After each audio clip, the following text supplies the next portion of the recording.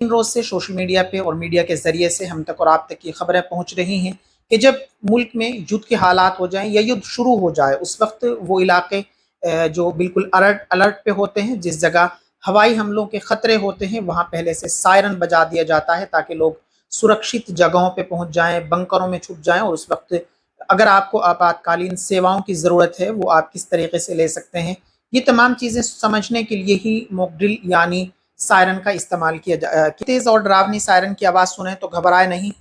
यह कोई आपात स्थिति नहीं, बल्कि एक मॉक ड्रिल यानी युद्ध जैसी स्थिति की तैयारी का अभ्यास है। इस दौरान एक जंग वाला सायरन बजेगा ताकि लोगों को बताया जा सके कि युद्ध या हवाई हमले जैसी स्थिति में क्या करना होता है।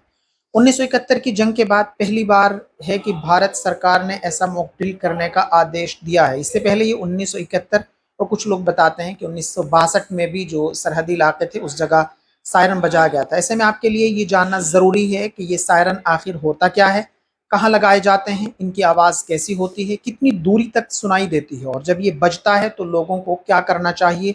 यहाँ आपको इन सभी सवालों के जवाब मिल जाएंगे। जंग वाला सायरन कहाँ लगाया जाता है? ये सायरन आमतौर पर प्रशासनिक भवनों, पुलिस मुख्यालय, फायर स्टेशन, सैन्य ठिकानों और शहर के भीड़-भाड़ वाले इलाकों में ऊंचाई पर लगाए जाते हैं। इनका मकसद इस सायरन की आवाज़ ज़्यादा से ज़्यादा दूर तक पहुंचाना होता है। दिल्ली, नोएडा जैसे बड़े शहरों में इन्हें खासतौर पर संवेदनशील इलाकों में लगाया जाता है। देश के हर शहर में इसे लगाया जा सकता है। युद्ध वाला सायरन होता कैसा है? जंग वाला सायरन दरअसल एक तेज आवाज वाला वार्निंग सिस्टम होता है। यह युद्ध, एयर स्ट्राइक या आपदा जैसी आपात स्थिति की सूचना देता है। इसकी आवाज में एक लगातार ऊंचा नीचा होता है, हुआ कंपन होता है, जिससे यह आर्म हॉर्न यानी एम्बुलेंस की आवाज से बिल्कुल अलग पहचाना जा सके। इसकी आवाज कैसी होती है और कितनी दूर तक जाती है? जंग वाले सायरन की आवाज बेहद तेज होती है। आमतौर पर यह 3 से 5 किलोमीटर की रेंज तक सुनाई दे सकती है। आवाज में एक साइक्लिंग पैटर्न होता है, यानी यह धीरे धीरे तेज होती है, फिर घटती है और यह क्रम कुछ मिनटों तक चलता है। एम्बुलेंस का सायरन जहां 110 से 120 डेसिबल की आवाज करता है, वहीं जंग वाला सायरन 120 से 140 डेसिबल की आवाज करता है। भारत में पहले कब बजा था जंग वाला सायरन? भारत में जंग वाले सायरन का उपयोग 1962 के चीन युद्ध, 1965 और 1971 के भारत पाकिस्तान जंग के दौरान किया गया था। उस समय ये सायरन विशेष रूप से दिल्ली, मुंबई, कोलकाता और अमृतसर जैसे शहरों में लगाए गए थे।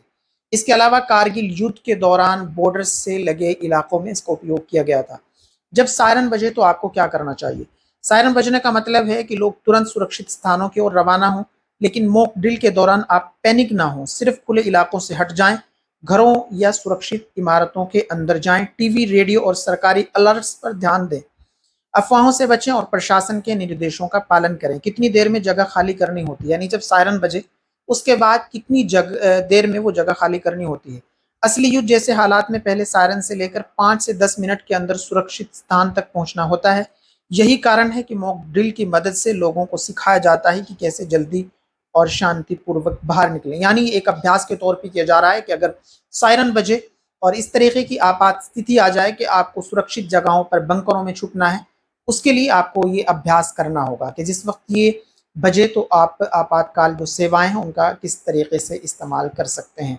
आज की इस वीडियो में यहीं तक। आप लगातार हमारे साथ बने रहिए, हम तमाम सही और सटीक खबरें आप तक पहुंचाते रहेंगे। आप हमारे इस यूट्यूब चैनल को ज़रूर सब्सक्राइब कर लें ताकि तमाम वीडियोस